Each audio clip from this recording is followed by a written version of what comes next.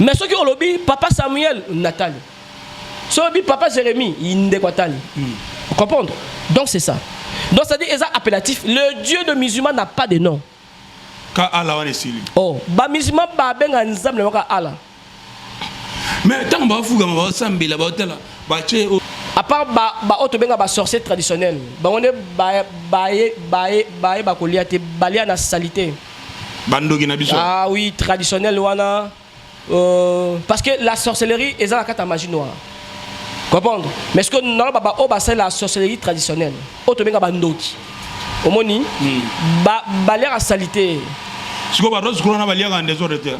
Non, non.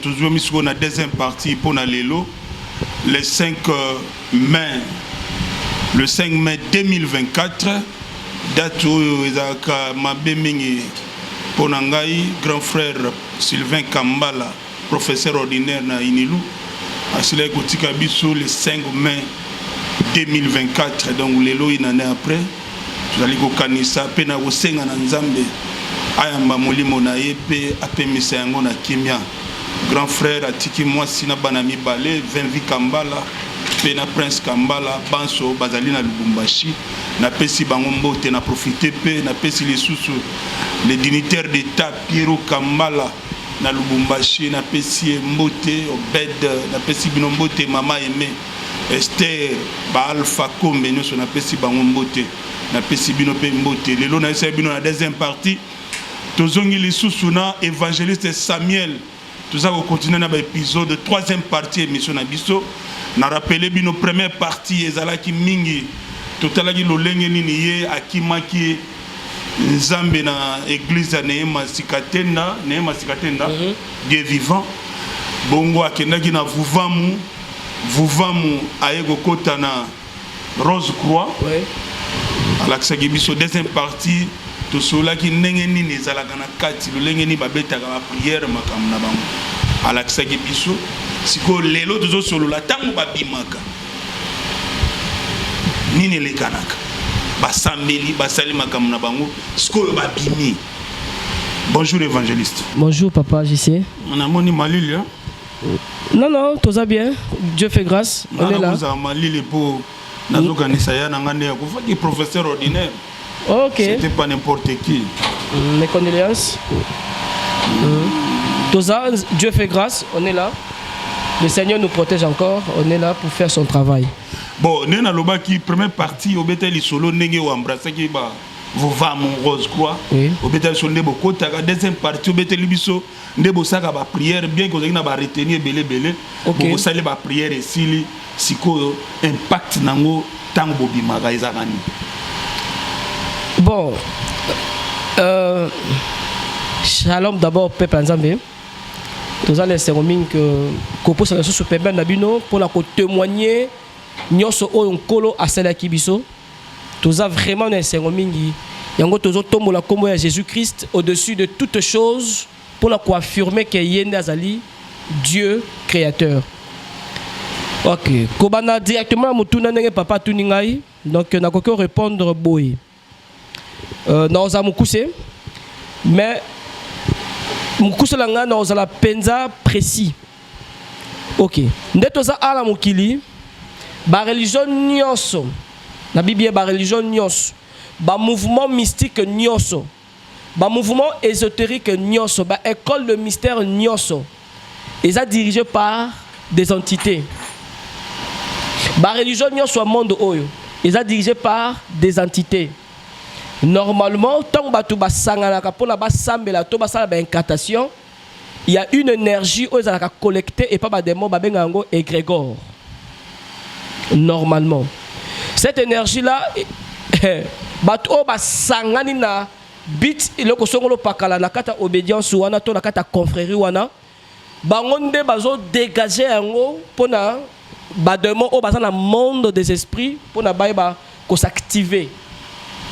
Donc, en quelque sorte, on appelle ça un exemple clair. Un magicien qui invoque les esprits, normalement, azo ko polluer la nature de Dieu. Azo polluer Mokilianza, mais parce que Donc azo benga ba esprit oyo baza na monde soit na monde na ténèbre oh oui ça bango vers na monde oyo. De même que la religion nyonso oyo to yebi wana oyo baza na nzambe te ba secte ba code de mystère wana tant basaka biloko wana donc ba démon ba ko collecter otobengi ba égrégore parce que égrégore eza énergie o ebimi na nzela ba invocation to ba prière ya secte moko songolo pakala. Normalement les énergie o ebina ba prière oui, occulte ba impact ezali pe ba impact ezali na vie ya bato o ba okele pe ba séance de prière ou ben incantation na bato o baza na ba confrérie wana impact ezali. Donc ceux qui peut asseoir prière et pas divinité mo songolo pakala et ko pesa mele pe ba prière neti prière ni. Non, na ba église wana to la ba religion wana to be ngo église te na ba religion to na ba secte wana eza ba prière ba sala ke mutu akoya pela na mbasu boye baba ni ko salisa ye baba ni ko belela ba milimo papa aye ba salisa mbasu. Ah mais oui. Mais ceux qui osent ba église de noir mais so okena selembao baza repité na salisa mbasu ti. Mais mbasu na penge uté pa bino. Mais mbasu wana la plupart de temps ba mo mutu ba tindaka ti. Kasi bino bo tindi mais ba mo peka e ba ngai siko bo tindeli ngai.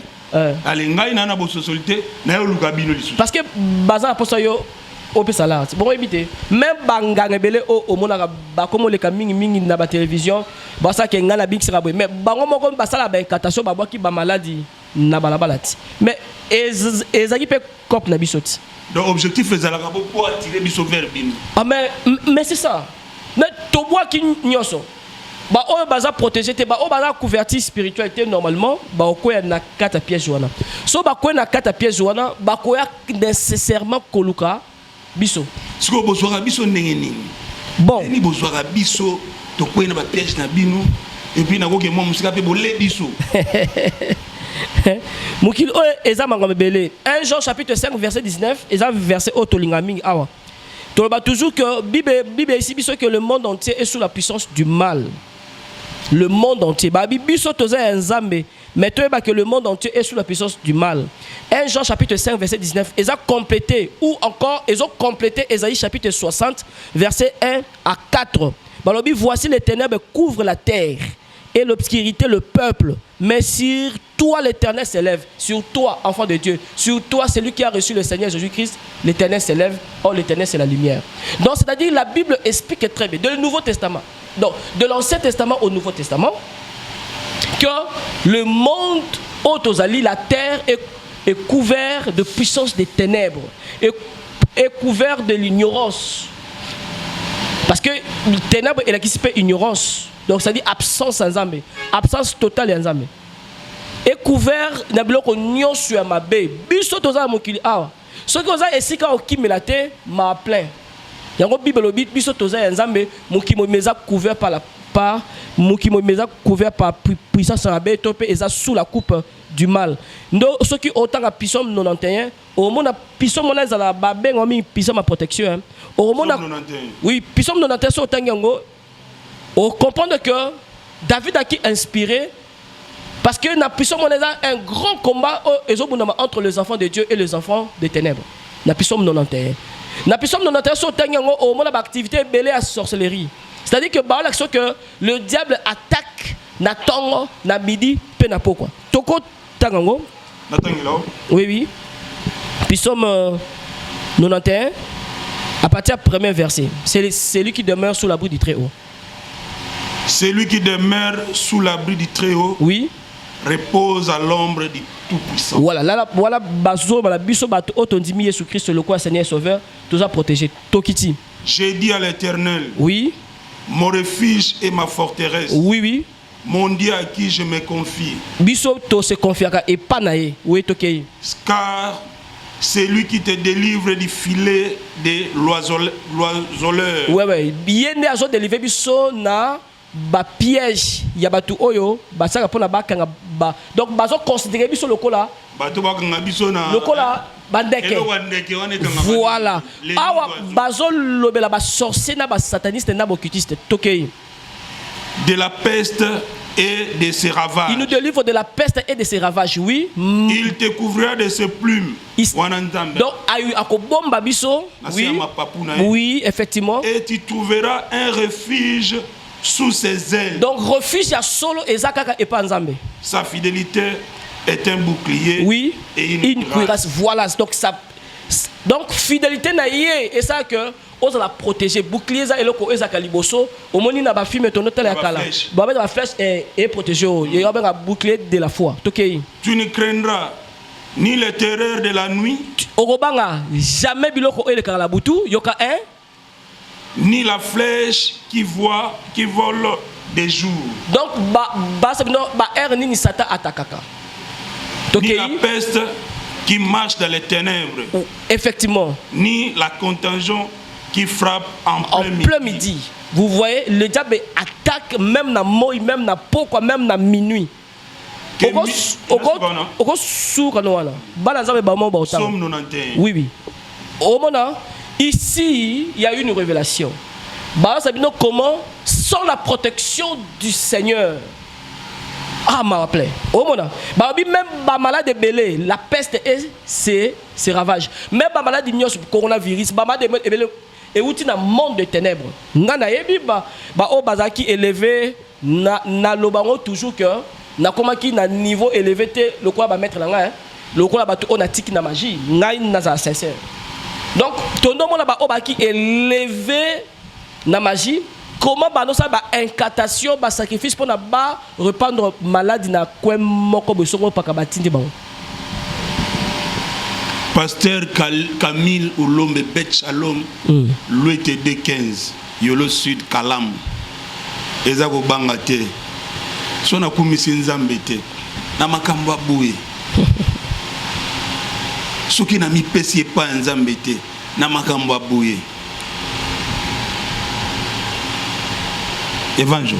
Papa. Ibsa Bissonan. Oui, oui.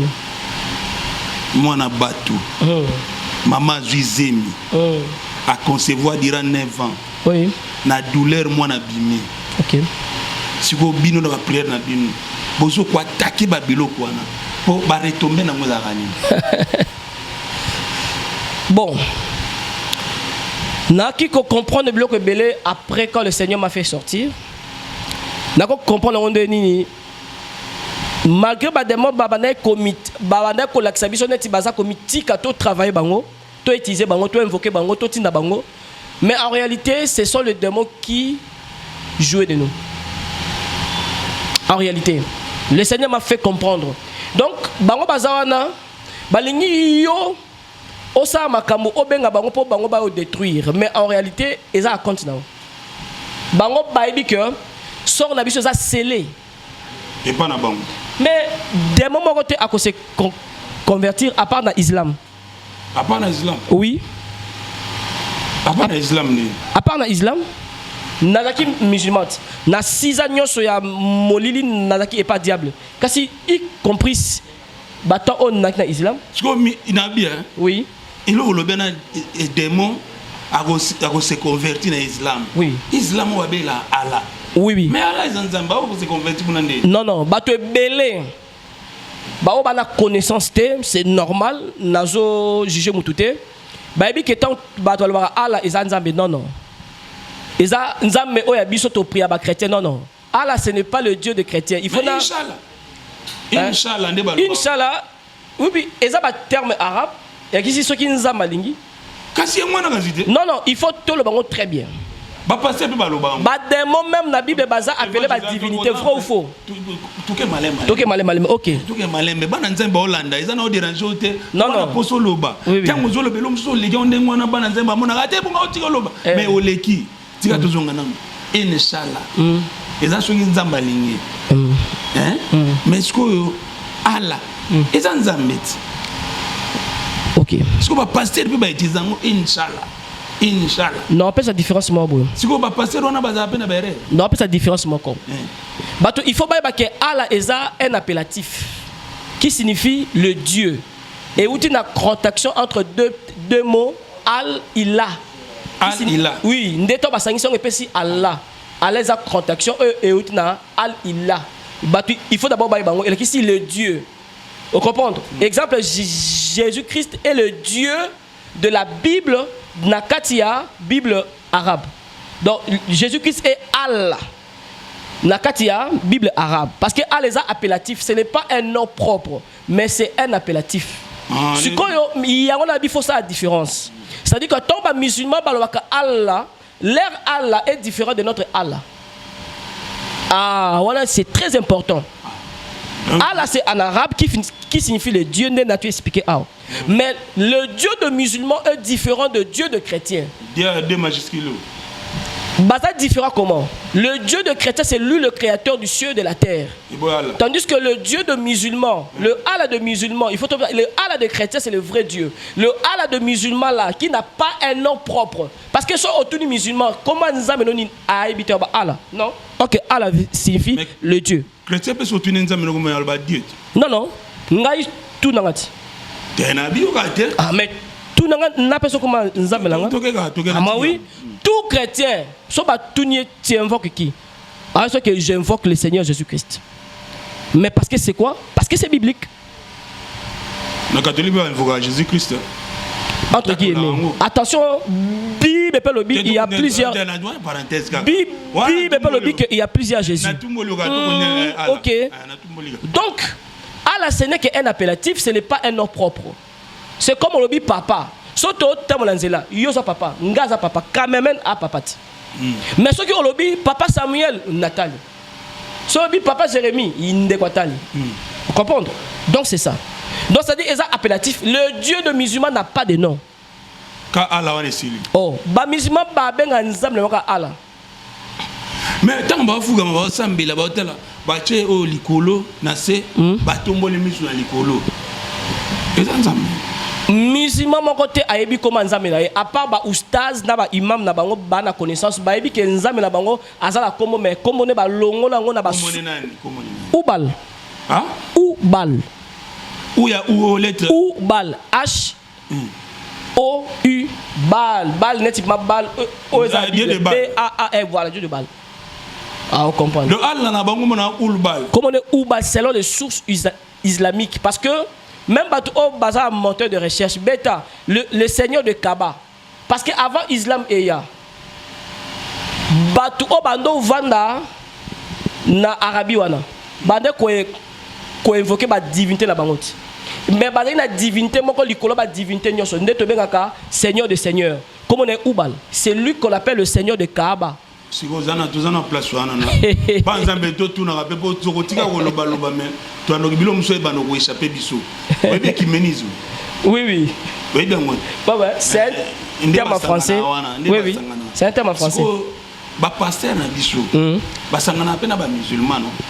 Si ko bango ba bibilo ko na teke bango ba sambela ka nzambe o bango ba sa o ba pasteur so sambela ti. Ba yebi teke ba musulman sambela ou bal soki ou bal wana. Olobi ba pasteur d'Abino. Aucun pasteur du Seigneur Jésus-Christ, aucun serviteur du Seigneur Jésus-Christ, aucun sangana batoana pour basa la culte économique. Exact. Nabi aucun vrai pasteur du Seigneur Jésus-Christ a sangana asa la culte économique. Olobi na ba pasteur d'Abino, aux a raison. Et toi connais à l'issue. Mais culte économique est interdit dans la Bible non? Oh Bible lobi. Quel rapport y a-t-il entre Bélial et Christ? Quel rapport y a-t-il entre le ténèbre et la lumière? Oh, mais c'est écrit dans la Bible. Mais yo osa ténèbre, ngaza la lumière. To sangana polani babi ne vous mettez pas ici comme mon corps. C'est dans la Bible. Car quel rapport y a-t-il entre Christ que j'invoque et le Bélial, le Dieu que ces gens-là invoquent? Donc va passer avec l'église de Réveil de Bagosangana passer musulman. Pasteur parce que la Bible est prophétisée que il s'élèvera beaucoup de faux pasteurs. C'est normal. Ils ne sont pas de vrais serviteurs de Jésus-Christ. Oubal, oui. Vrai comme on est après. Oui, vrai comme on est Allah pour les musulmans au bazon d'Abisso, Mbote. Le vrai nom de votre Dieu est Oubal. Parce que Allah, ce n'est qu'un appellatif. Ata otuni imam na mino lobby, vendredi na mosquée, à quoi bisayo. Et ça comme nom propreté. Nous, notre Allah, c'est Jésus-Christ. Parce que Allah veut dire le Dieu. Adoption peut te bien Jésus Christ Allah. Oui, effectivement. C'est en arabe, non? Ah, tu péché, hein? Oh non! Mais maintenant, le Dieu de musulmans n'a pas de nom. C'est pourquoi le Dieu de musulmans se cache.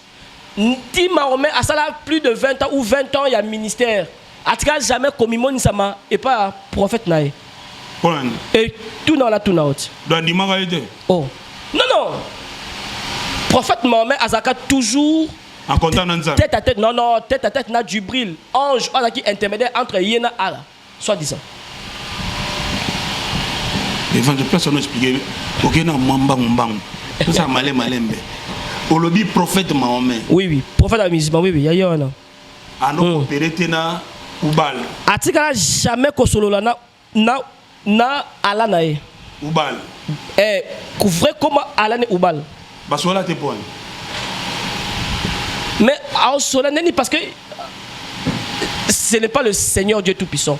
Soit au tuni ba musulman. Maman anon dimaye. Anon dimaye. Problème mes abou. Jour moko Mahomet moko babenge asa la délivrance. Non tant hein, tout ça la calomnie, tout ça fait faux témoignage sur bateau. Parce que notre Bible, notre Seigneur interdit tout ça ba faux témoignage. Ceux qui tout ça ba faux témoignage et zamala mouté. Donc tout temps on a livre ba musulman. Bazala ba source ebelé. À part Coran, ba musulman bazala ba sunna de prophètes. Ba sunna de prophètes ezaneti ba source authentique après le Coran. Musulman nyonso ba musulman 99% ba musulman au ba ça ba sunnite. C'est-à-dire que tant ba sunnite. Ba sunnite ça école mogo na ba arabe. Eza courant de pensée. Eza coloté, eza courant de pensée. Parce qu'il y a des chiites. Ba chiites, ba sunnites, ba oui oui, à part ça, il y a encore d'autres groupes de pensée. Basé Belé, d'autres basé Belé, il y a des soufis, ba soufistes bazali, il y a ba salafiste bazali ezebele nakata islam il y a non bikolo il y a pas courant de pensée neto bengaka église de réveil voilà catholique protestant et pas bon pesa la konda ba on temps ba fi ngabiso yabiso a été déjà prophétisé donc na ba source islamique Allah jour moko ba bengi prophète Mahomet écoutez très bien babengi prophète Mahomet baebisi yako benga la fi o aza possédé ba pese fi moko tangu aye abenga la fi wana boye ayoki fi wana tangu prophète ngabema yo esprit bima na te mutu na se parce que nazo lukango esprit na alobi o benga na po nini je suis Allah je suis ton Allah tangu ayoki ka kombo ya nzambe na aseni Abouaki Akimi. Allah, le prophète Mohamed, a ébissi Batou. Parce que c'est lui l'unique Dieu. Mais jour pour la délivrance, il faut que tout le temps, pour Batou, que tu calomnier, tu finis. Non, non. Nous sommes des chrétiens, nous, place de biso, ils ont fini. Voilà, d'accord. Babengié. Voilà, livre. Nazar livre Azela Nazoa. Voilà. Notanga voilà notanga suna ezaba nde dans le bino à part Coran ezaba suna de prophète ba suna ezane to bengaka ba témoignage ba ezaba makamu oyo prophète de Mwasala ba enseignement nae c'est ça hein? Donc biso la Bible to sangisa mais bango ba kabola ezaka belé on notanga suna eza authentique suna darakini volume 1 page 739. Suna al-Darakini, volume 1, page 739. Yoka, rapporté par Abdallah ibn Malik. Et j'ai vu une femme possédée par le diable. Et le messager d'Allah est venu la chasser. Et il a demandé à la femme, qui es-tu? Et elle répondit, je suis Allah. Il a eu peur et il a eu peur de fuir et fuir loin de la femme. Zanon. Nabandeli Suna al-Darakini, volume 1, page 739. Donc, Mahoma qui minzambe na bango. Aye babengiye. Abenga la milou mabe qui la moi. Si tango aye pas moi ça tourne. Qui es-tu? Et c'est pas le barat. Et c'est je suis Allah. Yé mon maman Kimi. Akimi Nzambe na ye. Tant que tu comme l'islam, mato ya bato ekanga mato. Ce que vous nous inde na islam. Mais ngana zaki na recherche. Ngana ki na recherche il y a connaissance. Il fallait que na gauche na droite. Na bana ko lukanza mende na lobaki na luka si réellement Dieu existe. Et puis pourquoi pas na peser dans si ma puissance na ye. Moi, orgueil wana, c'est que na kota église des Noirs, et ça dit que l'église des Noirs n'a bimité mais na koti Rose Croix, na lobaki na ba témoignage na mi ba eleki que na monaki kokokana ya Rose Croix na vous voir moi. Hein? Lelo ezala monter apogée à religion moko to benga Kemit na deso oda o monango batu ba wala ta ba croix égyptienne. Voilà. Non, non, Internet, c'est partout, les mouvement kamite, bazwa ko bomabino. Donc, il faut batu bay babilo qu'on a très bien. Batouana, bazwa coexister. Bakemi tuana, baza déjà malé mouvement na e panzana. Ce qui au moni bango balati ba croix moto benga ka ank. Ba croix moko ezakanet na mutu, hein? Ezanet na mutu likolo. Croix représente une divinité qu'on appelle Osiris. Croix batafufam balatango, bakemit on a lobi que bazo matamikolo malembe. Babi bozong lanzan zambako kolabino Jésus mundele machin entre parenthèses. Donc batouana bao matamikolo fort, bao sangana l'église de Noirs au déjà ezala pour basala approcher la bango basala volonté à tata la bango le diable. Mais non. So aucun rose croix au coup de croix. D'ailleurs Rose Croix, toto ba Rose Croix, et ça représente nani. Na croix wana, encre wana, doré. Na kati nango batie fleur. Et puis batie pyramide moko renversée. Et puis batie na kati ya symbole kabbalistique, il y a Dieu Ré. C'est ça. Or Dieu Ré, et ça auto benga ka wamba na fufam. Wamba zali, le Seigneur Dieu tout puissant na et pas ba indo. C'est lui qu'on appelle Ré. Au moins, c'est quoi que puissance ça, vous voyez, il y a des Noirs et ça Rose Croix. Je peux le détailler, on peut le détailler. Quand on est détaillé comme qui on a, au moins que non, la Rose Croix, est d'origine française. Basa la puissance, oyoba, il y a des Noirs baluka. Si on a bien naturellement que son au lobby le Cambouana, c'est l'église des Noirs. On va se soutenir là-bas qu'on a biso. Oui. Donc en réalité, Basaka soumise na l'église de Mundele. En fait, l'église de Noir, bon, c'est un peu compliqué. Bissot tous la chance parce que tous la Jésus-Christ qui est le salut. Le Seigneur Jésus-Christ qui est le salut, il a cassé la barrière, il y a ma race, il y a ma langue. Et là on a séparé la Jésus et moi là. Donc Bissot tous a posé tous à Mindele, Mouindou jaune, Pona Tongu, le véritable créateur du ciel et de la terre, qui est le Seigneur Jésus-Christ. C'est parce que vous vous montez tout ça, mais ça va coco. En réalité, Bango baza ba raciste. C'est-à-dire quoi? Bango baza ba indo. Bo sa melanzama ba hébreu on a té parce que nzama ba eboana aza mundele selo bango aza pour la ba mindele. Tozwa enseignement mo boye na fungolango na ba mission mususu côté mususu na fungolango. Babanda ko enseigner nga boye pas ministre moko pe abanda ko enseigner nga en particulier yepé aki mettre na makama ba église de Noirs. Abanda ko enseigner nga mi na kata zamba oya bato bakino prier na intendance. Ouais. Intendance na campus na zamba na. Zamba mo ezana ba prier kuna. Ouais, zamba za kuna ti ba prier kati. Donc abanda ko enseigner nga abanda ko expliquer nga boye. Il y a un Dieu, un grand Dieu, selon Yé. Enseignement là, il y a l'église des Noirs. Azali Kolo. Maintenant, ce grand Dieu là, Azali ba soudien nae. Azali ba soudien nae atina bango na ba chaque province pour que bato ba province plutôt na chaque continent pour que bato ba continent on a ba adoraka nzambe à travers représentant nae. Représentant nae. Alors biboy. Le grand Dieu est là, le Créateur. Le grand Dieu Atinda, un Dieu qu'on appelle Ponamindele, selon Yé, selon enseignement nae. Alobi Ezali Yahweh. Alobi pour la jaune, c'est-à-dire arabe. Atindi Allah. Mahomet. Allah. Et puis alobi pour la rouge, c'est-à-dire que chinois, côté ba chitoïsme ezali bani ezali abi atindi izoara. Et puis pour la ba noir ba abi atindi wamba. C'est-à-dire selon bango le quoi nzamba za trop chargé. Donc avant ensemble là il faut sembler là nous nzamba o batindi. Faut sembler la wamba biso ba tout monde. Depuis ensemble là wamba maman te. Na vous va ba no c'est comment intercéder, comment prier. Donc même pour l'ensemble bolim ça vous va il faut c'est un bolim ici. Na ya kimpavita ya vitankanga ya vutamachua ok ba koko na yo donc il faut c'est parce que selon eux ce sont des intermédiaires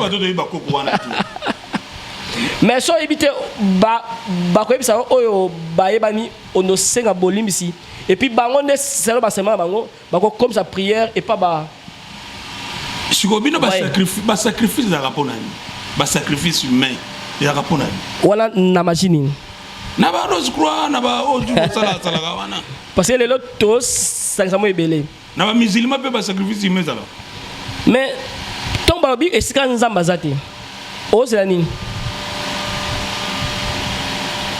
esika nzamba zate yeba que esprit za simaiser nzambe te ce qui eza esprit nzambe te yeba que eza esprit oyo et aussi ba sacrifice humain yango pe ça ke bomata ba grade Bamata, oui. Il y a un peu et ça là exemple allez ka passage mon sur pas là niveau par niveau. Oui. Donc qu'on appelle ça concurrence ça il faut aller à 13 pour aller go na grade. Non non. Même comme là ba niveau bela sorcellerie. À part ba auto benga ba sorcier traditionnel. Ba on est ba koliate balia na salité. Ah oui, traditionnel wana parce que la sorcellerie est dans la carte magie noire. Comprendre? Mais ce que non c'est la sorcellerie traditionnelle. Auto benga bandoti. Omoni ba l'air à salité. Ce que ba rose corona ba l'air en désordre. Non non, c'est-à-dire quoi? Soit comme est initié, oui, au cause ça qui fait plus tard, mais aux âmes auto raisonner. Ah ba no lia papa mater. Ah mais oui. Oh, mais oui, Zela, Zanabeto et Lomako. Tant que comment qui évolue dans la magie noire, to sakini. To bano sala air moko ba tindio sacrifice mo boy. Mais yo za sacrifice sur la tête. Au sombi à travers mutu. Mutu oazo ya opesier travail mo asala travail wala des sacrifice au batina kiyo. Mais yo au récupérant et pas mutu wala. Vous comprenez hein? Voilà. Evanjo. Papa. Pour tout bano pour temps. Betelabiso même en 7 minutes. Oui. L'islam. Lobby peu moins le dossier mimi. Mais en 7 minutes, Betelabiso un peu l'islam. Pourquoi pas 10 minutes? Bon, 10 minutes pour te conclure peu malamongo. To Betelabiso na otu na ote. Sur le bill comme suite na otu na te.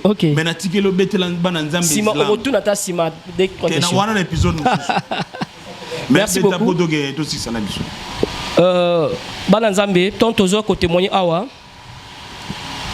Nous risquons aussi nos vies parce qu'il y a de frères musulmans qui nous appellent. Bazo ko attaquer bisopé. Na ba chaîne musus déjà to évoluer dans témoignage. To lobeli mingi pe partie de l'islam. Ne pe a tozo sala. To linga to évoluer, to le blapé islam, ne auto sa siko. Bah il faut pas que l'islam ce n'est pas la voix de Dieu. D'abord, que l'islam, ce n'est pas la voix de Dieu. L'islam, c'est la voix du mensonge, c'est la religion du diable. Beaucoup excusez-moi parce qu'il y a direct, il faut un direct. Non, mais là, moté, bon, déjà, papa, à tout le monde, n'a pas déjà souna moko, balobi très bien. Et puis, il y a plusieurs souna, on a peut ça peut être plus tard, les lots, parce que les lots, on a une introduction sur l'islam. Il faut peut-être bailler bas. Na témoignage les cas qui te lobby na kene na maikari, ton na 6 na maikari, na ju ba lumière. Na expliquer neni na côté na islam. Et puis na beta histoire ndambo wana. Na bita so na beta islam ne, to na beta neni na côté islam. Te beta so mo ndambo ka l'isola islam. OK. Papa le bita islam. OK. Bato il faut bailler ba elo moko ba musulman. Même temps les médias bazan et loko moko ba itisaka ba belango takia c'est dit le kuta bazan le oui bazan le kuta ba itisa le kuta lokola arme de défense Au à gauche, à droite, les musulmans, et à moi, que Jésus a qui musulman. N'a dit ça au Congo. Que Abraham a qui musulman. Mais l'élo, na 10 minutes, tu démontrer que logique est faux. Parce que tu as qui sabino que ce n'est pas ça. Bah éviter parce que bah dans le kuta, bah les gars que l'islam c'est la religion de Dieu, Dieu d'Israël. Non. Tu le dis bien que le Dieu que Mahomet a invoqué, le Dieu qui est invoqué dans la mosquée, c'est le diable en personne, ce n'est pas le Seigneur Jésus-Christ, le Dieu de gloire. Je comprends très bien. À part Coran, et ça la source islamique qui manque au ba musulman belé ba éviter parce que ba musulman belé ba islam té. Et ça ba source islamique au ba benga ba sunna. Yemoko prophète Mohammed azoloba. Livre moko au ba bengi na kombo ya la Sira Ibn Shak tome 2 édition Al-Bourak page 529. Prophète azoloba boy. Discours de l'envoyé d'Allah dans le pèlerinage d'adieu. Ô homme, comprenez bien mon discours. Je vous ai communiqué, je vous laisse chez vous quelque chose que, si vous y restez fermement attaché, vous ne vous égarerez jamais. Une chose claire et distincte, à savoir les livres d'Allah et le sunna du prophète. Yemoko, Ava Akufa, Aebisi, ba musulman, Natikeli Bino, deux choses. Deux livres. Deux livres. Attention, Bassouna là, ils ont belé. Ils ont compilé un livre moroté, ils ont belé. Ils ont Al-Bukhari, Muslim, Otototanga et Abu Daoud, ils ont belé. Musulman nyonso ozo kangai, il faut aller à Mina, na eloko na totanga awa. Au prophète Mohammed alobi. Donc on soit précision Sahih Muslim tome 1 page 25 préface. Et le Bible, tout musulman sait que la religion trouve sa source dans les Coran et la Sunna, des entités formant un ensemble indissociable. Si le livre d'Allah, c'est-à-dire le Coran, est à la disposition de tous, il n'en est pas forcément de même pour la Sunna. En effet, celle-ci n'est pas compilée dans un ouvrage unique. Si vous avez que la Sunna de prophète, tu as un livre de mon côté. Parce que Eza est belé. On a préparé moral pour 5 minutes au étikali. Très bien. Le Dieu de musulman n'est pas le Dieu de chrétien. Pourquoi? Parce que le Dieu de chrétien a un fils et il a ses enfants. Il a adopté les enfants par son fils unique Jésus-Christ. Nous sommes les enfants de l'adoption. Parce que la Bible dit dans Romains chapitre 8 que nous avons reçu l'esprit de l'adoption qui est écrit Abba Père. Cet esprit de l'adoption est ça que tout comme balanzame. Le Dieu de la Bible a des enfants, même ceux qui ont dans l'Ancien Testament. Au moment que Jérémie, Esaïe, Azolela, Abenganzame, Père, tu es notre Père. Écoutez très bien. Et puis l'Éternel se présente comme le Père. Or, le Dieu des musulmans, a même Teba Benga et Père. Et puis, le Dieu des musulmans est charnel, n'est pas spirituel. Quand nous disons que Dieu a un fils, ce n'est pas parce qu'il a couché avec une femme. Non, non, ce n'est pas ça. Vrai ou faux? Ce n'est pas. Non, non. Quand on dit que Jésus-Christ est le fils de Dieu, ce n'est pas parce que Dieu a couché avec une femme. Non, non, ce n'est pas ça. La compréhension même des musulmans est floue. Même la compréhension de leur Dieu est floue. Les musulmans ont la même compréhension que leur Dieu. Leur Dieu, qu'on s'est présenté le Dieu qui n'a pas de fils. Aucun musulman a Allah. Musulman esclave à Allah. Alors que nous sommes des enfants de Dieu. D'abord, ça c'est la première différence. Pour vous montrer d'abord que le Dieu de la Bible est différent de Dieu de l'islam. Sourate. Sourate 112, verset 1 à 3. Sourate 112, verset 1 à 3. Allah n'a jamais engendré, n'a pas été engendré non plus. Allah zolobake na botate ngape ba botangate. Et bon na nabi a botamusun. Même yotan oza moi na nzambe parce que ba botanga musun. Jean chapitre 1, verset 12, 13. Est-ce que Babi, au commis moi, parce que au bout de non, non. C'est vous, Omoni, première. Sourate 4, autre bien le femme, 171. Sourate 4, 171. Corée le Bible. Aux gens du livre, entre parenthèses les chrétiens, n'exagérez pas dans votre religion. Le Messie Jésus, fils de Marie, n'est qu'un messager. Et ne dites pas trois, cessez. Ça sera meilleur pour vous. Allah n'est qu'un Dieu unique. Il est très glorieux pour avoir un enfant. Jésus n'est pas le fils d'Allah. C'est clair, c'est écrit. Basourat est belé. Peut-être pour Nangonga. Tous ceux qui ont 2 sourates, n'a pas ça plus de 10 sourates, plus de 20 sourates. N'a tiré na 2 minutes. Bah musulman pas à le kouta moko. Ko ba biso que non. Bon, on a toujours après parce que obina la islam OK. Ba tu o bazala islam, même ba frère o bazo kangai. Jour au long islam yaba que os attraquer et pas ba frère non musulman et puis et pas ba démon o baza ba compagnateur na yo. Parce que il est écrit na ba source islamique que chaque musulman est accompagné d'un démon. Nalingi natali sayo sort na yo jour au long islam. Sort non mususu to ça son émission mususu. Parce que Allah promet l'enfer à tout le musulman. Sourate 19 Otobenga Mariam 67 à 72. Tout le musulman place na bango et sika okineza li felu. Mais tala natali sayo Allah a ebisi yo na Coran na ba hadith. A ebisi mutu o akobandonner foi na religion islamique bobo mae. Natanga. Tubandoge na suba. Natanga kasi. Natanga pour na ko dife balanzambe. Sourate 41, sourate 47, sourate 47 4 tanga ndako. Sourate 4 89 nazo tanga ngo. Sourate 47 4 tanga ndako. Au moins on a les premiers critères. Balobi ce qui mutu a commis apostat abandonné foi na e kangae.